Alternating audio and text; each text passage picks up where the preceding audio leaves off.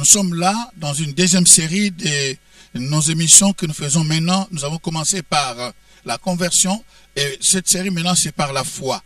Et la foi, je pense que nous aurons un bon et un long moment parce que c'est ça qui est la colonne vertébrale, si on peut appeler ça, de la vie chrétienne. Donc sans la foi, comme dit les Écritures, il est impossible de plaire à Dieu. Alors, nous allons commencer par la définition. Et la Bible elle-même nous donne la définition même de la foi. Donc nous n'allons pas aller chercher à nous compliquer la vie parce qu'elle est bien définie ici. Nous sommes dans le livre de Hébreux. Donc le livre aux Hébreux, Hébreux chapitre 11. Dans son premier verset, la Bible dit ceci. Or, la foi est une ferme assurance des choses qu'on espère, une démonstration de celles qu'on ne voit pas. La foi, c'est la définition même de la foi. La foi, c'est une ferme assurance des choses qu'on espère et une démonstration de celles qu'on ne voit pas. Et pour l'avoir possédé, les anciens ont obtenu un témoignage favorable.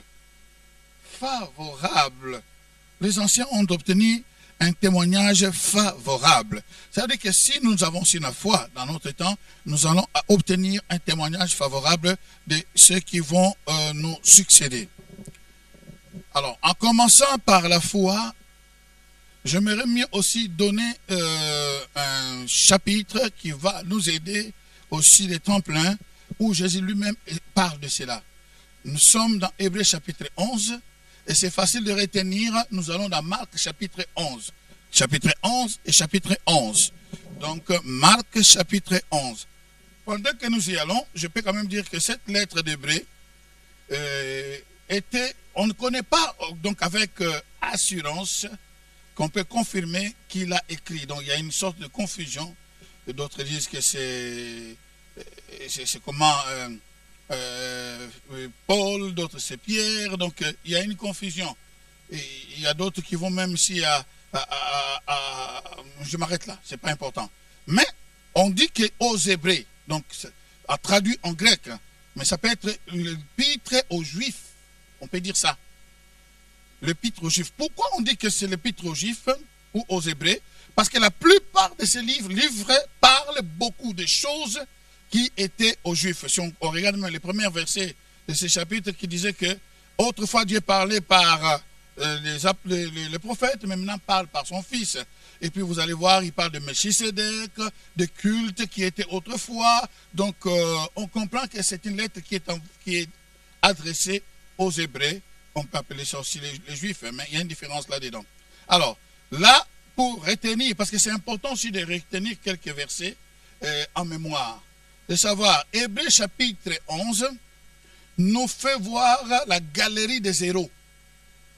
Donc, il nous détaille les héros de la foi.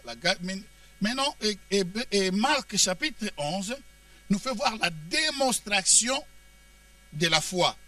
Hébreux nous fait voir la galerie des héros de la foi, mais Marc chapitre 11 nous fait démontrer la puissance même de la foi. Alors, chapitre 11, nous allons lire à partir du verset 20, si c'est bon, c'est tellement long, mais je commence à partir du verset 20. Le matin, en passant, les disciples virent que le figuier a séché jusqu'aux racines. Le figuier a séché jusqu'aux racines. Pierre, se rappelant ce qui s'était passé, dit à Jésus, « Rabbi, regarde le figuier que tu as maudit, a séché. » Jésus prit la parole et leur dit, « Ayez la foi en Dieu. » Je vais revenir là-dessus. « Je vous le dis en vérité, si quelqu'un dit à cette montagne, « Ôte-toi de là, jette-toi dans la mer », s'il ne doute point en son cœur, mais croit que ce qu'il dit arrive, il le verra s'accomplir. C'est pourquoi je vous dis, tout ce que vous demanderez en priant, croyez que vous l'avez reçu et vous le verrez s'accomplir. Et on s'arrête là. Donc ici, c'est Jésus qui parle, notre Seigneur. Donc il n'est pas en train d'essayer d'expliquer une histoire. Il est en train d'appuyer ce qu'il venait de faire. Au fait, les disciples sortaient, ils allaient à un certain moment, et pour aller à Jérusalem. Jésus a eu faim, il voit un figuier, il va vers ce figuier pour cueillir la figue pour manger. Mais curieusement, il ne trouve pas le fruit. Et la Bible dit parce que ce n'était pas sa saison. Mais curieusement aussi, Jésus maudit le figuier. Pourquoi cet arbre innocent doit être maudit? Bon, il y a beaucoup d'explications de gauche à droite. On ne veut pas rentrer là-dedans. Mais ce qui est important de savoir, que Jésus voulait aussi enseigner à ses disciples cette vérité, comment la foi fonctionne, qu'est-ce qu'est la foi. Dans Hébreux chapitre 11, on nous étale dans la galerie de tous les héros de la foi. Ce qu'ils ont fait, et ils nous ont laissé un témoignage qu'aujourd'hui nous suivons. Mais ici, il démontre qu'est-ce qu'est réellement la foi. Parce que lui, il était le maître, il avait les disciples. Les disciples, ils doivent faire ce que le maître fait. Alors, pour que les disciples puissent faire exactement, ils doivent voir le maître faire d'abord. Et ce que j'aime bien à notre Seigneur, il ne nous envoie pas faire quelque chose que lui n'a pas fait. Il nous envoie tout, lui-même, il fait d'abord, et il sait, vous pouvez le faire. Maintenant, il peut avancer encore. Quand vous pouvez faire des petites choses comme ça, vous pouvez faire même plus que ce que moi je fais. Donc, gloire à notre Seigneur Jésus-Christ. Maintenant, lorsqu'il retourne, Pierre a constaté que le figuier avait été réellement maudit. Pierre a constaté. Il dit, tiens, il y a un problème ici. Donc, ce que le Seigneur a dit, c'est cela ce qui est accompli aussi. Alors, vous allez remarquer que il dit ceci. Le matin,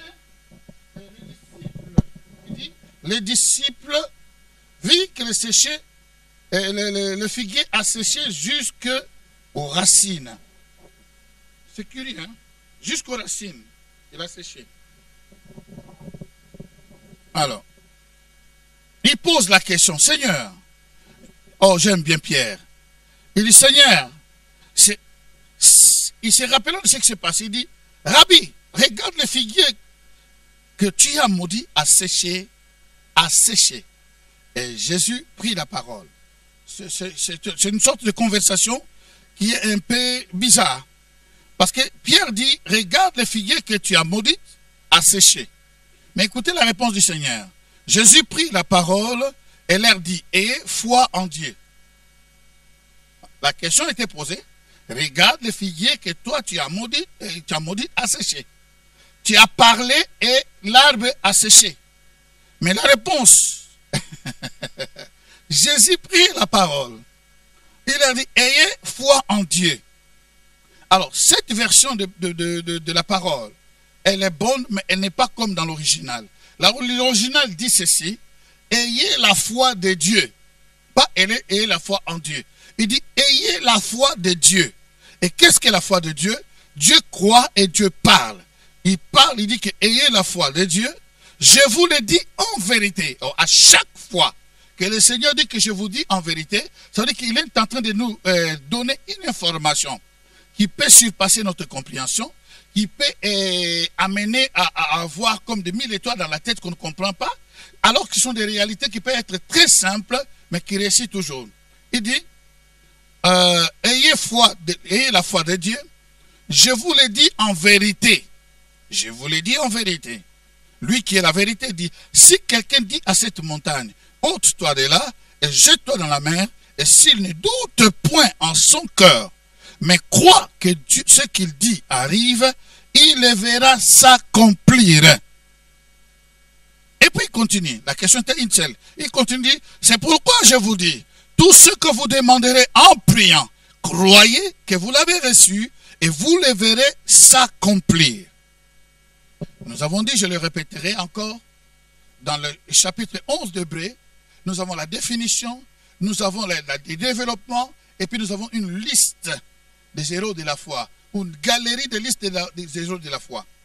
Mais ici, nous voyons la démonstration même de la foi, qui explique. Or, dans la définition, il dit que la foi est une, quoi? Assurance. Donc cette assurance, on peut l'appeler aussi une conviction.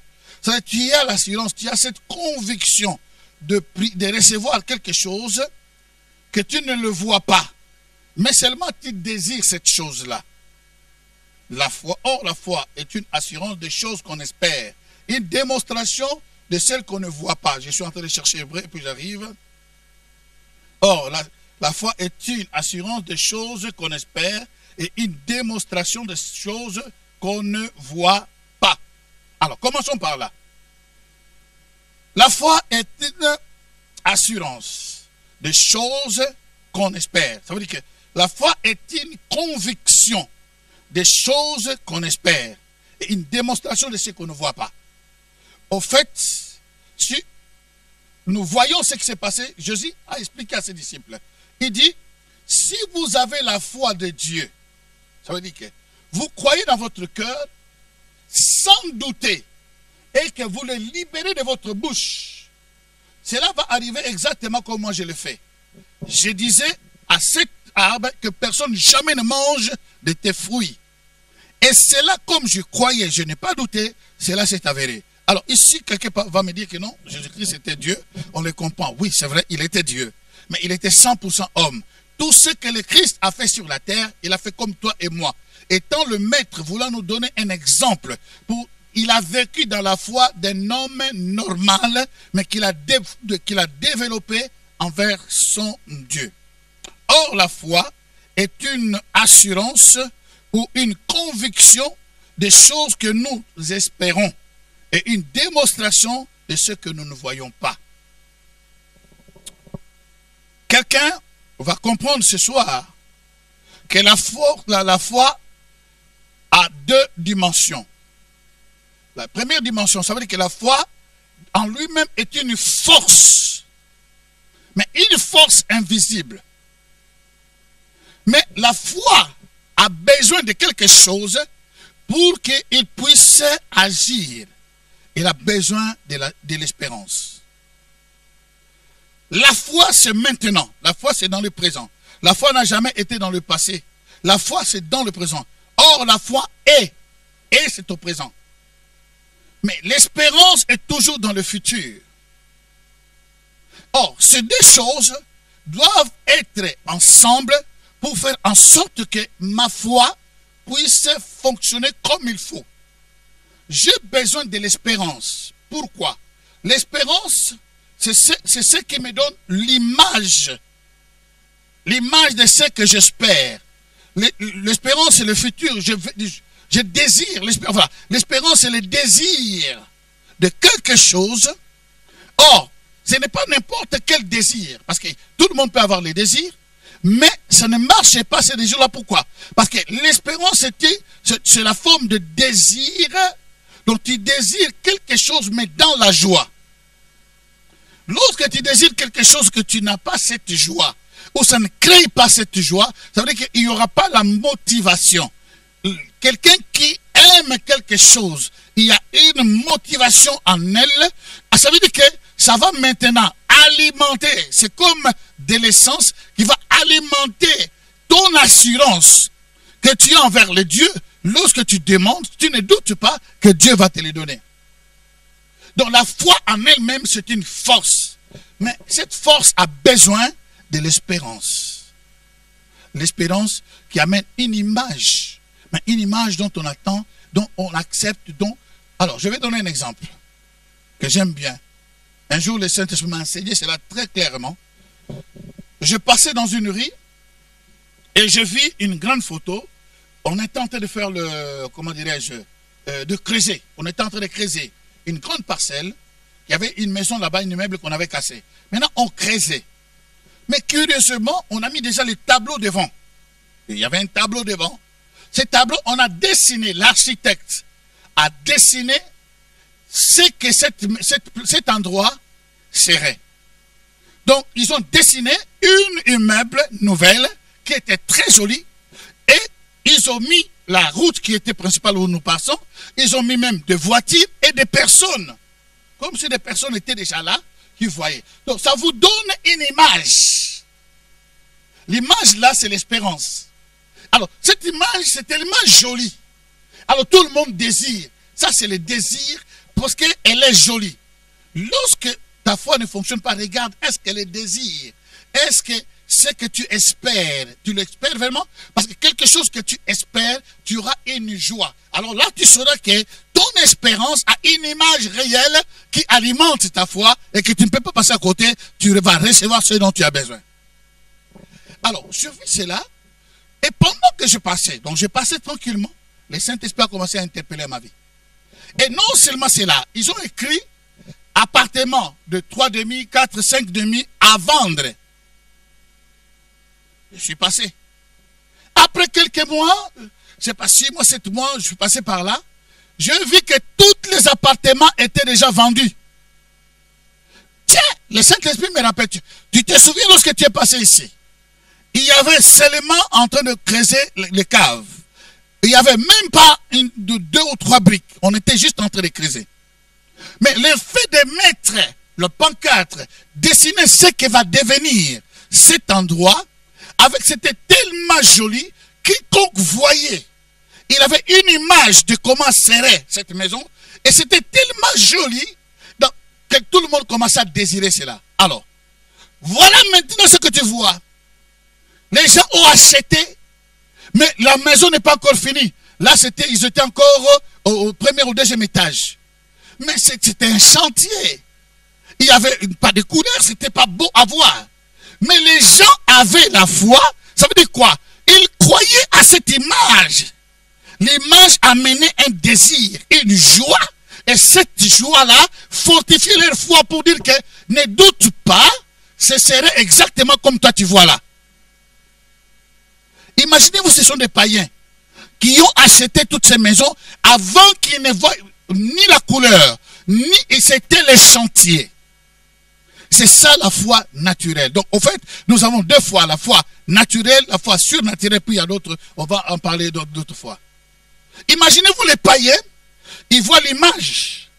Et quand ils voient l'image, ça crée la joie. Cette joie, ils désirent vraiment maintenant avoir cette maison. Et quand ils désirent avoir cette maison, ils payent le prix sans voir. Or, la foi est une assurance ou une conviction des choses que nous espérons dans le futur. La maison n'est pas finie. Les choses que nous espérons, une démonstration, je le paye des gens sans donc avoir vu. Si les gens du monde exécutent par la foi les choses qu'ils ne voient pas d'abord, donc ils ont la foi que ce que l'architecte a dessiné ici, exactement cette maison, même s'il y a des briques, il y a des saletés comme ça, ça va devenir comme ça. Qu'est-ce qui lui donne cette assurance? Il a une image que l'architecte a fait là. Et moi j'aimerais dire, la parole de Dieu est une image. Nous avons moins plus de 30 000 promesses que Dieu t'a donné et m'a donné. C'est comme une image que Dieu a dépeint devant toi et moi. Il a donné une image comment ta santé serait. Oh, si tu crois en moi, il dit que Pierre dira qu'il nous a guéris, il nous avait déjà guéris par ses maîtresses. C'est une image que tu peux voir, te voir déjà guéri. Donc il y a une image d'une promesse qui veut dire que je veux que tu puisses prospérer à tous égards. Et que tu prospères dans ton esprit, tu prospères dans ton âme, tu prospères dans ton corps, que tu sois en bonne santé, comme prospère l'état de ton âme. C'est une image. Par sa parole, ses promesses, c'est le grand architecte. Oh, alléluia. Rakomokoriaka. Le grand architecte a dépeint devant toi tout ce qui peut être ta vie. Mais c'est à toi maintenant de croire. De croire. L'argent que nous achetons, c'est la foi, cette force-là. Je dis, Seigneur, je crois. Sincèrement dans mon cœur, je crois que toi, tu peux tout. Toi, tu peux tout. Toi, tu peux tout, Seigneur. Si tu as écrit ceci, si les gens du monde peuvent commencer à projeter un plan et ils calculent avec leur intelligence, ils arrivent avec tous les calculs mathématiques possibles à réaliser ce qu'ils ont calculé. Mais avant de les bâtir, ils ont mis une image devant tout le monde. Ils croient que même les maçons, tous ceux qui sont là, vont faire exactement ce qui est dans l'image. Or, Dieu a mis à côté de toi. Il t'a donné le plus grand architecte spirituel qui est en toi, le Saint-Esprit, qui va amener l'accomplissement de toutes les promesses de Dieu dans ta vie. Le Saint-Esprit est là avec toi. Le Saint-Esprit te conduit, te dirige. Il te dit que toutes les promesses que Dieu a dit est vérité. C'est à d'arracher cela. C'est à toi de comprendre que Dieu ne ment pas. Or, il a dit à Pierre, Pierre, si tu as la foi de Dieu, tout ce que tu demanderais en priant, sachez que tu l'as reçu et tu le verras s'accomplir. Ces gens dans le monde, ils ont payé des appartements qui n'ont pas encore vu. Mais ils ont crié à l'architecte. Ils ont crié à une personne qui est comment dirais-je, une personne qui va passer, qui va mourir comme eux. À combien plus forte raison que toi, tu ne peux pas croire à celui qui t'a créé à ton image, à celui qui a ta vie entre ses mains, celui qui a ton futur entre ses mains. C'est à nous de développer cette culture. Or, la foi, c'est une assurance. La foi, c'est quoi? Or, la confiance. Si tu as confiance à Dieu, tu as cette conviction. Ça veut dire que si tu as confiance à Dieu, la foi, c'est une confiance. Si tu as confiance, la confiance va produire la conviction. Et cette conviction va s'appuyer sur ce que tu désires. Et si tu le désires réellement avec la joie, tu es sûr que tu l'auras. Mais si tu désires quelque chose, tu n'auras pas. Je connais une histoire d'une dame. Cette dame n'arrivait pas à arrêter de fumer. Elle avait son premier mari qui est décédé, je pense entre 20 ou 40 ans, si je me souviens très bien. Maintenant même de 20 ans, 10 ans, mais c'est entre 40 ans. Elle n'arrivait pas à arrêter de fumer. Son mari disait, arrête. Mais pour le pauvre mari, il est parti, il est mort, décédé. Et elle s'est convertie, elle vient dans une église. Et dans cette église, elle a vu un homme, et cet homme aussi l'a vu. Donc cet homme, ça l'a approché. Ils commençaient à sortir ensemble pour avoir des idées comment dirais-je, d'aller de l'avant pour se marier. Mais curieusement, le jeune homme a remarqué que la femme fumait. Parce que vous savez, quand vous fumez, moi je fumais, je sais d'où je viens, je fumais de tout, je commençais à l'herbe, puis etc., etc. Donc ça veut dire que Dieu est le Dieu de toutes les thérapies possibles. C'est ta foi. Lorsque ta foi est là, si tu crois, ce que tu désires, l'image que tu vois devant toi, tu peux la voir. Alors cette dame, le Messie a dit, écoute, en tout cas ma soeur, je suis désolé, j'avais vraiment l'envie de pouvoir être ensemble. Mais ce que j'ai haï dans ma vie, ce que je déteste dans ma vie, la fumée, je ne supporte pas la fumée. Ce qu'elle n'a pas pu faire en 40 ans, qui est impossible, disant, oh, je n'arrive pas à arrêter, je n'arrive pas à arrêter. En quelques heures, la nuit, ils ont parlé, le lendemain, la femme a arrêté de fumer. Sans thérapie. Pourquoi? Elle avait une image du mariage. Elle avait une image d'un homme qu'il ne voulait pas perdre. Et cette image l'a donné la force. Il dit, mais qui peut me séparer de la cigarette? Mon ancien mari n'a pas réussi. Mais maintenant, j'ai une image d'un beau gosse devant moi. J'ai une image du mariage. Donc, ce n'est pas la cigarette qui va m'arrêter. Elle a arrêté de fumer sans thérapie et sans souffrir. Que Dieu vous bénisse. L'image que tu as, l'espérance, c'est important. C'est l'image, l'espérance, c'est attendre quelque chose dans la joie. Ne négligez pas l'espérance, même si c'est dans le futur. C'est ça qui va déterminer la température de ta foi. Et c'est ça qui va alimenter ta foi. La foi est une force mais qui est invisible et qui est soutenue, alimentée par l'espérance. Et pas n'importe quelle espérance, une espérance de joie. Parce que tu as une image qui te fait revivre. Que Dieu vous bénisse. Seigneur Dieu Tout-Puissant, nous sommes là devant toi. Je prie pour ma sœur, pour mon frère. Laisse que ces jours où nous commençons ces enseignements puissent aider quelqu'un à remonter dans sa foi, à revoir sa foi. Des fois, nous accusons que quelqu'un qui n'a pas de foi, or, ce n'est pas la foi, mais la personne a perdu l'espérance. Aujourd'hui, que nous mettons tous les deux ensemble, parce qu'ils vont ensemble, c'est comme des jumeaux. Seigneur, aide à quelqu'un maintenant de pouvoir se retenir et de se lever et d'avoir des images. Toute ta parole sont des images que tu as mis devant nous, qui peut dire que je peux changer ma vie. Oh, il y a une image de guérison. Il y a une image de délivrance. Il y a une image de prospérité. Il y a une image de grandeur. Il y a une image de toutes sortes de formes. Fais grâce à ma soeur. Fais grâce à ce monsieur, à cette dame, à mon frère. Au nom puissant de Jésus, qu'ils puissent voir et qu'ils ne puissent pas se décourager par rapport à tout ce qu'ils n'ont pas encore reçu ou tout ce qu'ils ont perdu. Au nom puissant de Jésus, qu'ils puissent vivre leur vie pratiquement, quotidiennement, dans la pratique et dans la simplicité.